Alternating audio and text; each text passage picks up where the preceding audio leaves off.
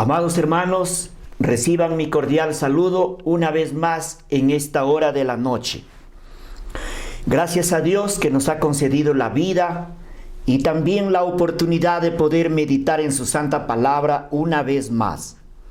Estamos estudiando esta valiosa serie de la doctrina del santuario. Y para el día de hoy tenemos la lección número 24. El estudio número 24 de esta valiosa doctrina, y el título del estudio para el día de hoy es Vislumbres del Evangelio en las medidas y columnas del atrio.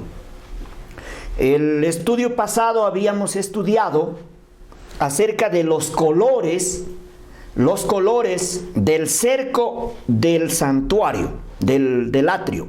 El cerco del santuario. Ahora vamos a estudiar las medidas y también las columnas del atrio en la lección número 24.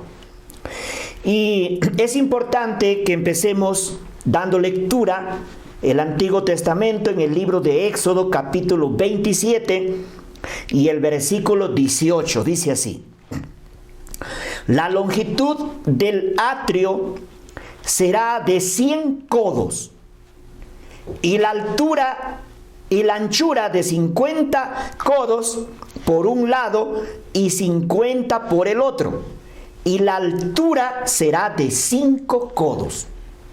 Quiero recalcar estas medidas que habíamos tratado parte en el estudio pasado. La altura de las cortinas del atrio, o sea, las medidas, ¿no? Todas las medidas. Y bueno, había pues 3 codos en el Antiguo Testamento, 3 medidas del codo del santuario. Había pues un codo común que medía 45 centímetros. También existía el codo de hombre que medía de 50 a 55 centímetros, y el codo especial medía 60 centímetros. O sea, el tabernáculo, el santuario, fue construido sin dudas, decimos, con el codo especial, porque la orden divina era que se haga de acuerdo a la orden especial de Dios. Nada debía hacerse por algún invento humano. A Moisés se le dijo: hazlo conforme al modelo, o sea, también a las medidas que se te mostró en el monte. Así era la palabra de Dios que le vino a Moisés. Y por lo tanto, las medidas del atrio, del santuario, eran de acuerdo a lo que Dios había dispuesto. El codo especial. Bueno, la altura de las cortinas, que eran de 5 codos, cada codo medía 60 centímetros, quiere decir que era 3 metros de altura.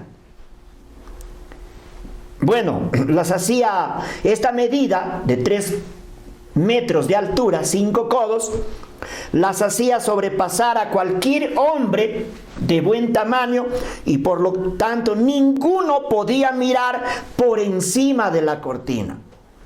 Porque estamos hablando, pues, hasta el día de hoy, 3.500 años atrás. Y los hombres de 3.500 años atrás no eran de la estatura de los hombres de ahora, que más o menos los hombres medimos de 1,50 m a 2 metros, ¿no? Ese es el tamaño normal de este tiempo. Pero 3.500 años atrás, los hombres medían pues 2,30 m, 2,50 m. Y por lo tanto, la valla pues del santuario, el cerco del santuario, la altura era de 3 metros. Ningún hombre podía mirar por encima. O sea, el cerco, esa cortina era más alta que los hombres. Por lo tanto, ninguno podía mirar por encima de la cortina para disfrutar de todo lo que contenía dentro del santuario. Esto significa que la justicia del hombre, los méritos del hombre natural, común, el hombre pecador, jamás podrá igualarse a la justicia de Cristo. O sea, quiere decir que la altura de esa valla, de ese cerco, de esa cortina, 5 codos de alto, o sea, 3 metros, simbolizaba a la justicia perfecta de Cristo, a la justicia divina, que nadie la puede igualar y ningún hombre caído por sus propios méritos lo puede llenar. O sea, la justicia divina es inigualable. Entonces la cortina blanca era una cortina blanca de 3 metros de altura. Tenía pues un significado profundo. El espíritu de profecía lo confirma, dice así: la justicia es obediencia a la ley. La ley demanda justicia. Por supuesto que la ley tiene 5 requerimientos muy altísimos. Y ante la ley el pecador debe ser justo. ¿Ve? Este es el requerimiento divino. Ante las demandas, los requerimientos de la ley, el hombre pecador, el pecador debe ser justo, dice. Pero es incapaz de serlo, dice. Así dice la inspiración. Es incapaz de serlo. La única forma en que puede obtener la justicia es mediante la fe. Por fe puede presentar a Dios los méritos de Cristo y el Señor coloca la obediencia de su Hijo en la cuenta del pecador. Y esto es constantemente. Por eso es interesante comprender el color y la altura pues de este cerco, de esta cortina, que era de 100 codos por cada lado, 50 y 50. Es importante nosotros comprender espiritualmente, evangélicamente, la cortina del atrio, el cerco del atrio, que era blanco, símbolo de la justicia divina, y era alta, quiere decir que ningún pecador ha podido desarrollar una vida perfecta a la altura de la ley para merecer la salvación. Por eso ningún hombre merece la salvación. La salvación lo recibimos como un don de Dios. Por eso, gracias a esta doctrina, la doctrina del santuario, cuando la estudiamos de manera detenida, minuciosa, allí vamos a comprender el evangelio de la salvación. Y estamos viendo aquí, en esta cortina blanca, que era también muy alta, que ningún hombre podía fisgar así, entre punta de dedos de pies y mirar para adentro. Todos los que querían entrar a mirar adentro tenían que entrar por una sola puerta que existía también allí en el atrio. Muy bien, entonces el espíritu de profecía en Mensajes Selectos, tomo 1, página 429, di lectura. Que la justicia es obediencia a la ley y que la ley demanda justicia y que ante los requerimientos de la ley el pecador debe ser justo, pero es incapaz de serlo. Por eso estaba el mensaje allí, una cortina alta que medía 3 metros de altura.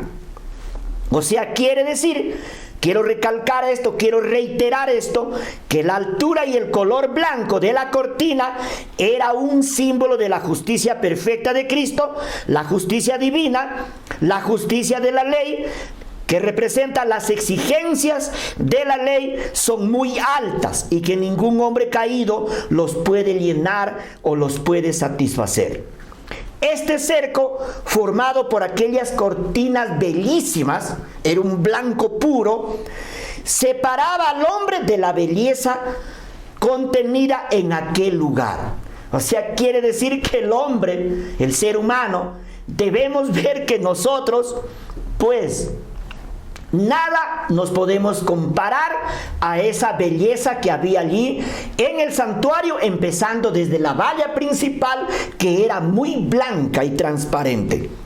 O sea, siempre debe haber una separación clara entre el tabernáculo de Dios y el mundo. Nosotros somos del mundo y estamos en el mundo. Y somos nosotros salvos en mérito a la justicia de otro, a la justicia de Cristo. Por eso debemos depender de esa justicia, aferrarnos de ella cada día, para que nosotros podamos tener acceso por la fe allá al cielo. Bueno, no era el santuario, el atrio y el santuario no era un lugar para juegos o negocios. No era un lugar para nosotros practicar juegos sociales o ir allí a hacer negocios, o hacer algún mercadeo, o para promocionar algún asunto político. Nada de eso. Por eso allí estaba el mensaje, pues, de la blancura y de la altura de la cortina. El Salvador, cuando estuvo en esta tierra, en los días del Salvador Jesús, el santuario allá en Jerusalén lo habían convertido en un mercado. O sea, habían perdido de vista la belleza y la pureza de la simbología del santuario, pues esa cortina blanca, por supuesto que ahora ya no existía esa cortina blanca, sino ahora eran paredes, era construido de piedra. Por lo tanto, la humanidad, los sacerdotes de aquel tiempo en los días de Jesús, habían perdido pues la visión evangélica espiritual del santuario. No era como se estaba construido en el desierto.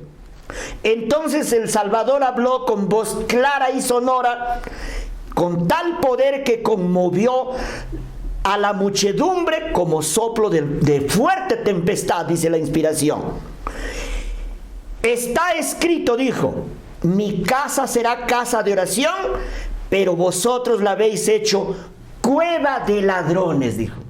Está escrito en el Nuevo Testamento, en el Evangelio de Lucas capítulo 19 y el versículo 46. O sea, esto puede suceder también con nosotros.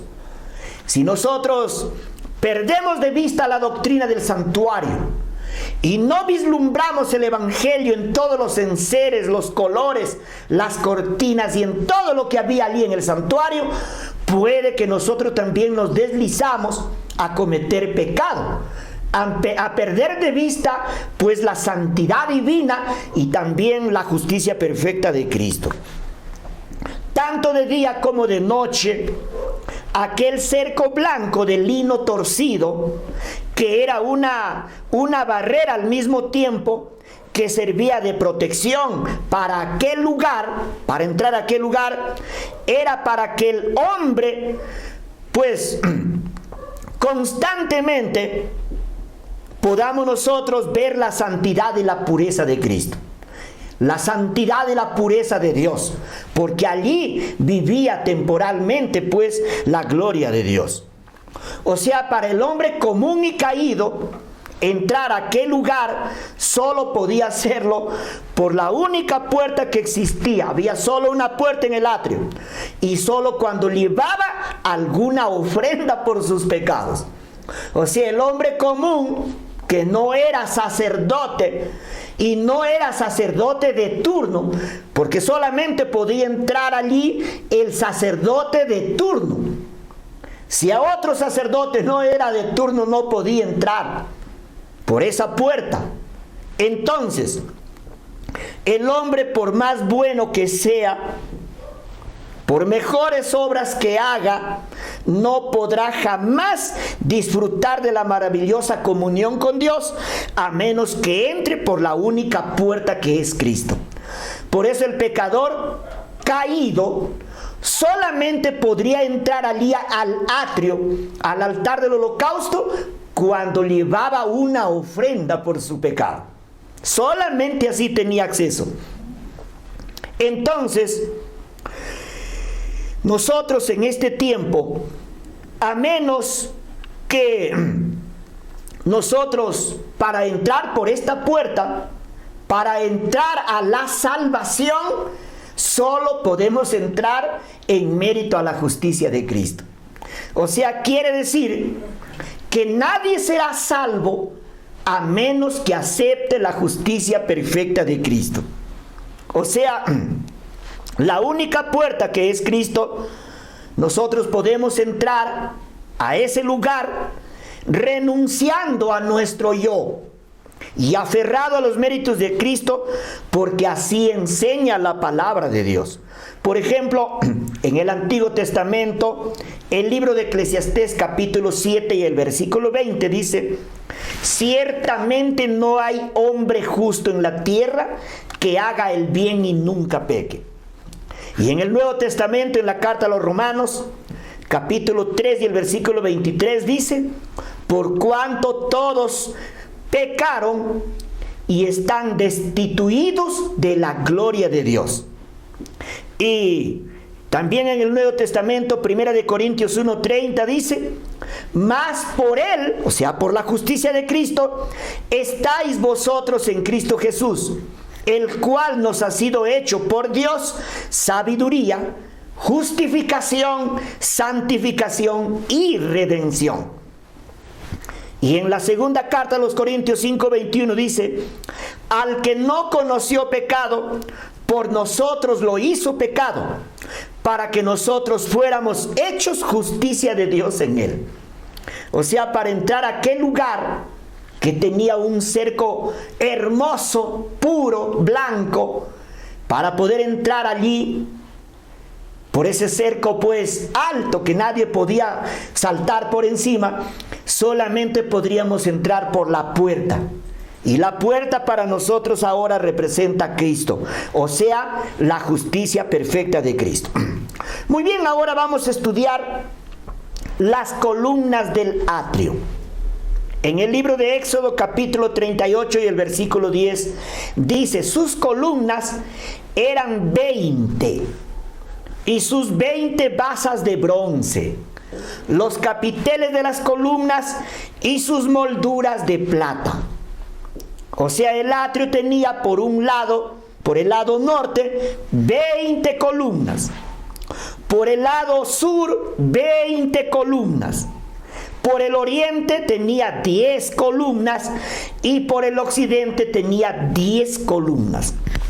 O sea, el número 10 de los 4 lados tienen un significado evangélico muy profundo y debe ser de profunda meditación espiritual para nosotros. 10 más 10, 20. Al otro lado estaba 10, 10 más 10, 20.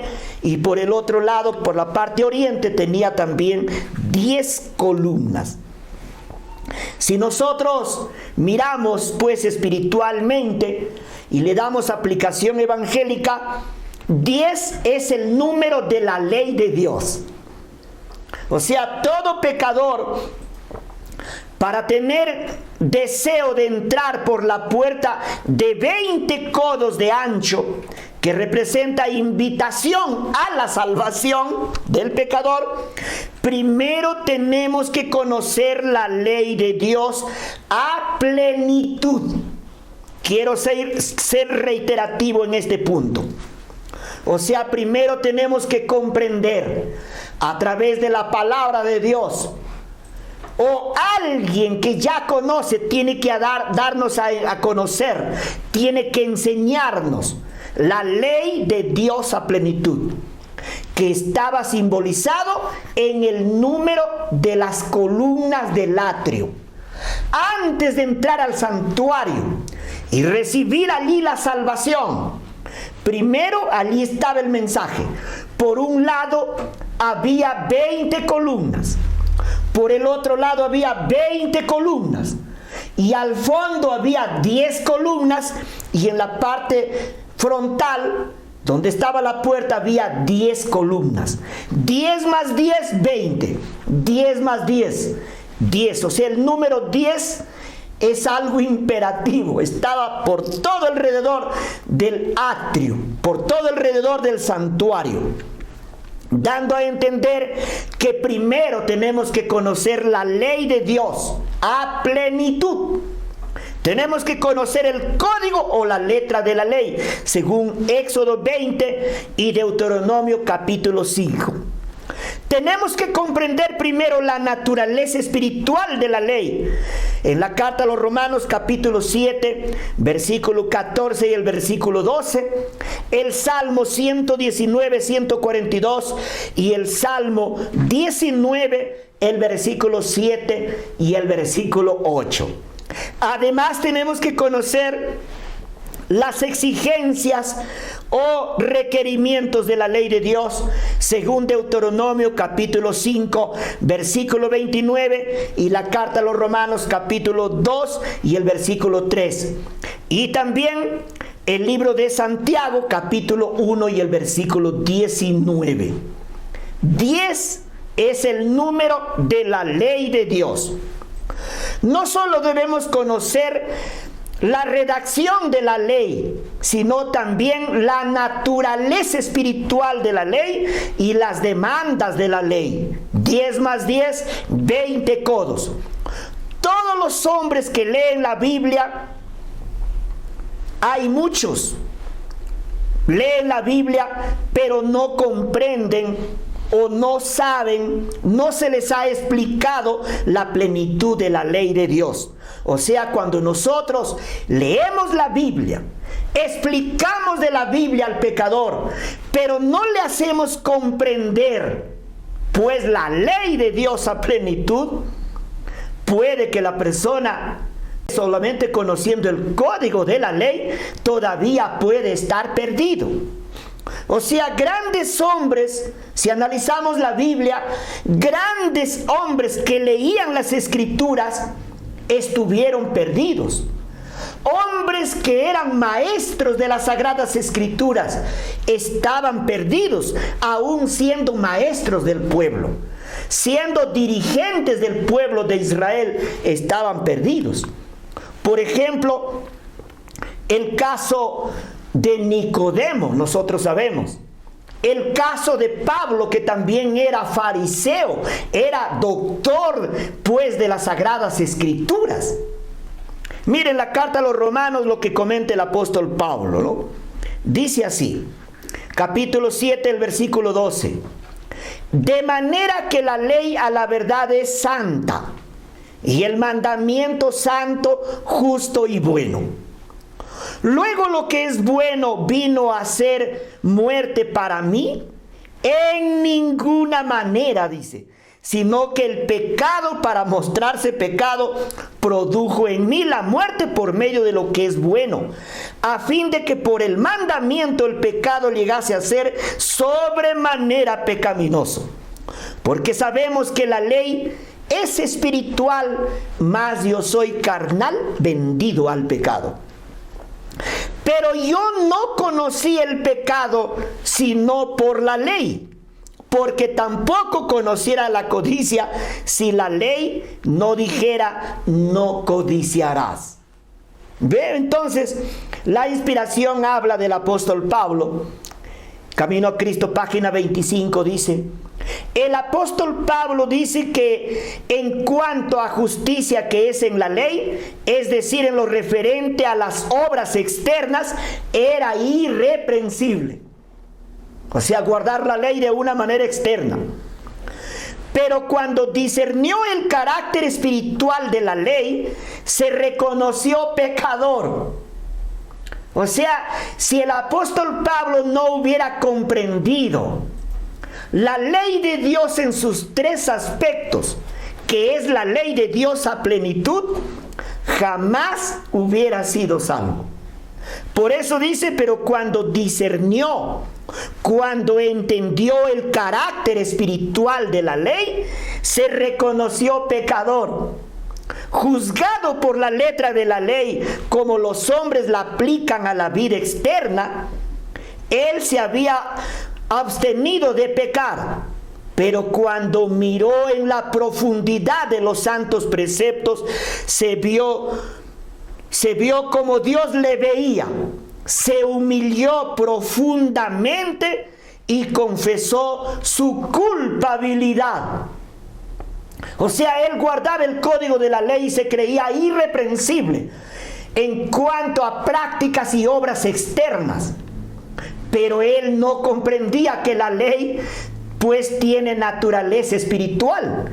Y cuando discernió el carácter espiritual, se reconoció pecador y dice que confesó su culpabilidad. O sea, confesó que su propia naturaleza era una ofensa ante la ley de Dios. Por eso dice, y yo sin la ley viví en un tiempo. O sea, sin el conocimiento de la naturaleza espiritual de la ley. Mas cuando vino el mandamiento, revivió el pecado y yo morí. O sea, cuando vio la naturaleza espiritual de la ley, se le mostró el pecado en todo su horror y su estimación propia se desvaneció. O sea, fue allí donde el apóstol Pablo, que era un maestro en Israel, al igual que Nicodemo, fue allí donde él tuvo la necesidad de la justicia perfecta de Cristo. O sea, la ley no solamente es letra. La inspiración dice, la ley de Dios es una expresión de la misma naturaleza de su autor. Es la personificación del gran principio del amor. Y es por lo tanto el fundamento de su gobierno en los cielos y en la tierra. Qué importante entonces comprender la simbología de las columnas, sus número 10 que imperaba en todo alrededor pues del santuario.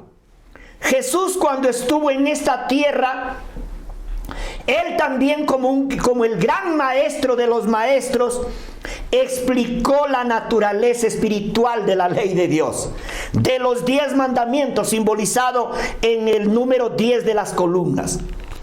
Él explicó así a la multitud de personas que estaban allí, le seguían día a día, y muchos de ellos eran maestros del pueblo.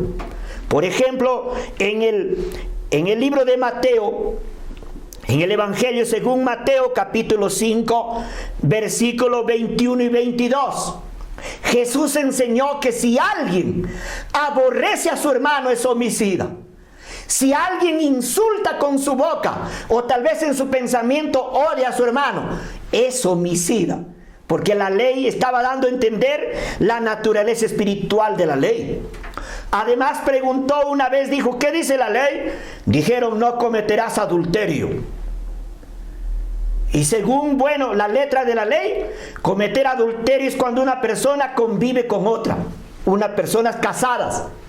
Pero Jesús explicó la naturaleza espiritual de la ley diciendo que si alguien en su mente codicia a una mujer, ya ha cometido adulterio en su mente. Estaba explicando la naturaleza espiritual de la ley. O sea, quiere decir que es mediante el despliegue del conocimiento de la plenitud de la ley que nosotros conocemos que somos en verdad pecadores. De lo contrario, nosotros nos creemos simplemente pecadores ficticios. Por eso es interesante comprender la ley en sus 3 aspectos. Así, de esa manera, el pecador tenemos necesidad de la puerta, que es la justicia de Cristo, la obra que Él desarrolló como hombre en esta tierra. Él así cumplió con todas las demandas de la ley de Dios a plenitud a favor del pecador. Estamos estudiando entonces, pues, las columnas del atrio, que eran 10 por cada lado. Según la carta a los Romanos, capítulo 3 y el versículo 20 dice, ya que por las obras de la ley ningún ser humano será justificado delante de él, porque por medio de la ley es el conocimiento del pecado. Y esto se refiere no solamente a la letra de la ley, sino la ley a plenitud. Carta a los Gálatas, capítulo 3, versículo 24 dice, de manera que la ley ha sido nuestro ayo para llevarnos a Cristo, a fin de que fuésemos justificados por medio de la fe. Y la carta a los Romanos 7:7, recalcamos esto, dice: ¿qué diremos pues? ¿La ley es pecado? En ninguna manera. Pero yo no conocí el pecado sino por la ley, porque tampoco conociera la codicia si la ley no dijera: no codiciarás. Bien, entonces, dando aplicación evangélica, podemos decir que la función de las columnas era sostener la cortina blanca. Justamente era por eso. La cortina blanca, que era la valla, el cerco del santuario, se estaba sostenido en las columnas, que en total eran 60 columnas. Y la función de las columnas era sostener esa cortina blanca. La cortina blanca, ya hemos visto, es un símbolo de la justicia de Cristo, el evangelio de nuestra salvación. Significa que la ley y el evangelio se sostienen mutuamente. Hay completa armonía entre la ley y el evangelio respecto a la salvación de la humanidad. El evangelio estaba simbolizado en la blancura de la cortina, del cerco, y las columnas simbolizaban la santa ley de Dios. Y la inspiración confirma esto y dice: la ley y el evangelio están en perfecta armonía, se sostienen mutuamente. La ley se presenta en toda su majestad ante la conciencia, haciendo que el pecador sienta su necesidad de Cristo como la propiciación de los pecados. El evangelio reconoce el poder e inmutabilidad de la ley de Dios.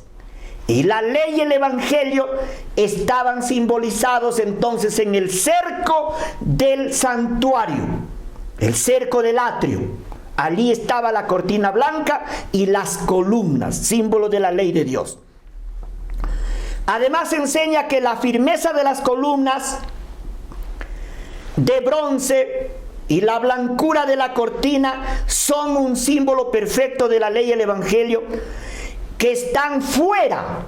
O sea, la ley y el evangelio es lo primero que estaba y está ahora a la vista del pecador, dando a entender que es lo primero que debemos ver y conocer el pecador antes de entrar al santuario.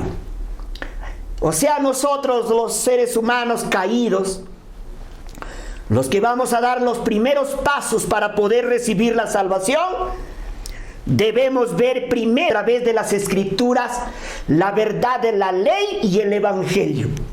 Comprender la justicia perfecta de Cristo. Es imprescindible que cada maestro bíblico conozca de manera práctica cómo presentar la obra perfecta de Cristo y la ley de Dios a plenitud. Presentar la obra de Cristo como el único mérito para el cual nosotros necesitamos ahora para nuestra salvación. Toda persona que coge la Biblia y se dispone a enseñar, es fundamental que primero pueda entender cómo armoniza la ley y el evangelio, que es la obra perfecta de Cristo. La ley y el evangelio son dos grandezas que se sostienen mutuamente. No se han separado nunca. Y eso estaba simbolizado en el cerco del santuario, en las columnas y también en la cortina. Porque cuando la ley ordena, el evangelio cumple. La ley exige, el evangelio satisface. Están en completa armonía. La ley demanda pureza de la naturaleza y el carácter del pecador. Cristo vino en pureza de naturaleza y de carácter y lo mantuvo a favor del pecador, porque él nunca pecó. La ley pide la muerte del pecador. Cristo murió a favor del pecador. O sea, la ley y el evangelio son dos grandezas que armonizan, se sostienen mutuamente en la salvación de nosotros los pecadores. y debemos nosotros estudiarlo en la simbología del santuario. Hablando de la obra de Cristo, que vivió a la altura de la ley, que ahora es nuestro sumo sacerdote en el cielo, está escrito en el Nuevo Testamento, en la carta a los Hebreos capítulo 7 y el versículo 26. Dice así: porque tal sumo sacerdote nos convenía, santo, inocente, sin mancha, apartado de los pecadores y hecho más sublime que los cielos. Porque él vivió a la altura del carácter de Dios que estaba pues expresado en sus santos preceptos, en su santa ley. Y la inspiración dice más: existe pues entre la ley y el evangelio la relación más estrecha que se pueda concebir. O sea, estas dos grandezas nunca han estado separadas. Todos los hijos de Dios, todos los maestros que han enseñado a través de los 6,000 años de historia, los verdaderos maestros bíblicos, han enseñado la ley y el evangelio en armonía. Porque dice, existe entre la ley y el evangelio la relación más estrecha que se pueda concebir. Por una parte, la ley nos abre continuamente paso hacia el evangelio y nos la señala. Y por otra, el evangelio nos lleva constantemente a un cumplimiento exacto de la ley. O sea, cuando nosotros vemos la obra de Cristo, sus 4 actos redentores estuvieron en acorde con la ley de Dios. Quiere decir que Cristo, con sus 4 actos redentores, satisfizo los más altos requerimientos de la ley a favor del pecador. Por eso el apóstol Pablo con seguridad escribe: porque tal sumo sacerdote nos convenía, fue santo, inocente, sin mancha, apartado de los pecadores, y fue hecho más sublime que los cielos, porque él nunca pecó. O sea, cuando el pecador comprenda la plenitud de la ley de Dios y en armonía con el evangelio, ahora sí puede mirar al santuario por medio de la fe y ahora recibir gratuitamente su salvación. Es allí, en ese momento, habiendo comprendido y habiendo visto a través de la Biblia estas dos grandezas, cómo se relacionan mutuamente, que estaba simbolizado en la cortina y en las columnas del atrio, entonces ahora podemos nosotros comprender el evangelio de la mejor manera. Y el espíritu de profecía confirma esto, dice: la tienda sagrada estaba colocada en un espacio abierto llamado atrio, rodeado por cortinas de lino fino que colgaban de columnas de bronce. Ahí estaba la cortina y las columnas, la ley y el evangelio.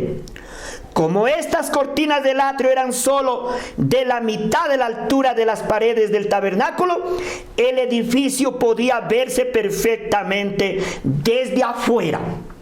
O sea, habiendo entendido ahora nosotros la plenitud de la ley de Dios en sus 3 aspectos y la justicia perfecta de Cristo en armonía con la ley a favor del pecador, ahora por la fe nosotros podemos entrar al santuario y recibir gratuitamente cada día y cada noche nuestra salvación.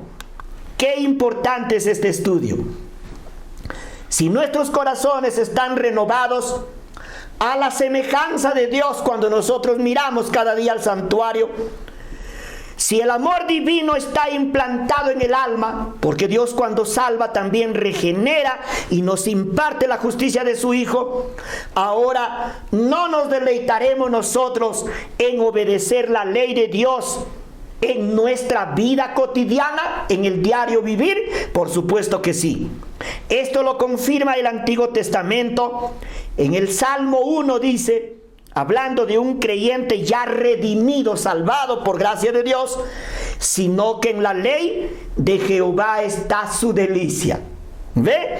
Y el Salmo 119, 60 dice: me apresuré y no me retardé en guardar tus mandamientos. Este es el deseo profundo que tiene cada hijo de Dios que ha comprendido la grandeza del Evangelio y la ley de Dios en la simbología del cerco del santuario, tanto en la cortina como también en las columnas. La obediencia a la ley de Dios desarrolla en el hombre un carácter hermoso que está en armonía con todo lo puro, lo santo y lo incontaminado. En la vida de tales hombres se revela el Evangelio de Cristo. Al aceptar la misericordia de Cristo y su sanamiento del poder del pecado, o sea, porque cuando Dios regenera también, el hombre queda en correcta relación con Dios. O sea, ese creyente justificado, transformado, regenerado, ese creyente que vive una vida de obediencia a la ley de Dios como fruto de su relación con Cristo, ese creyente pues su vida está asegurada. Como diría el apóstol Pablo, que nuestra vida está escondida con Cristo en Dios. Ese creyente está preparado para todo evento de la vida. Su vida fructificada de la vanidad y del egoísmo. Leí mal. Su vida purificada de la vanidad y el egoísmo se llena del amor del Padre. Su diaria obediencia a la ley del Señor le brinda un carácter que le asegura la vida eterna en el reino de Dios. O sea, un creyente justificado cada noche, cada mañana, y regenerado cada noche, cada mañana, y santificado continuamente, ese creyente está preparado para el reino de los cielos, el reino de gloria. Cuando el principio del amor de Dios es implantado en el corazón, cuando el hombre es regenerado a la imagen del que lo creó, se cumple en él la promesa del nuevo pacto. Este es el pacto que haré con ellos, dijo el Señor, después de aquellos días, dice el Señor. Pondré mis leyes en sus corazones y en sus mentes las escribiré. O sea, los principios de la ley en nuestra mente es la impartición de la justicia de Cristo que se hace real en la vida de un creyente salvado y redimido. Y si la ley de Dios está escrita en el corazón, ¿no modelará la vida? La obediencia, es decir, el servicio y la lealtad que se rinden por amor, es la verdadera prueba del discipulado. Por eso dice las Sagradas Escrituras: y en esto sabemos que nosotros le conocemos si guardamos sus mandamientos. El que dice yo le conozco y no guarda sus mandamientos, el tal, dice la Biblia, es mentiroso y la verdad no está en él. Primera de Juan 2, 3 y 4. Queridos hermanos, hemos estudiado entonces en esta valiosa noche, este estudio maravilloso, vislumbres del Evangelio en las medidas y las columnas del atrio. Hemos entendido la grandeza de la ley y el Evangelio, revelado pues en la valla y en las columnas del atrio, para nuestra enseñanza, para que nosotros podamos crecer en el camino de la salvación. Quiero terminar este estudio con un momento de oración. Invito, si alguien puede orar conmigo en esta noche. Querido Padre Celestial, te agradecemos una vez más en esta noche, porque hemos estudiado un poquito más de la doctrina del santuario.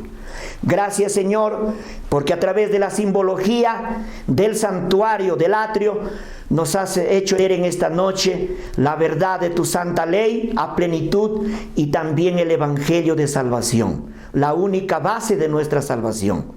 Oh Señor, pedimos perdón de todos nuestros pecados y te rogamos que cada vez nos des más luz divina para crecer en tu gracia y en tu salvación. Pido una bendición especial por las personas y por los hermanos que han escuchado tu palabra en esta noche y por los que van a seguir estudiando con nosotros esta valiosa doctrina del santuario. Que tu Santo Espíritu también pueda otorgarle, Señor, luz divina y el arrepentimiento, y puedan caer rendidos a tus pies y recibir el regalo de la salvación. Tu paz y tu bendición nos acompañan esta noche. Te imploramos en los méritos sagrados de nuestro Salvador Jesús. Amén.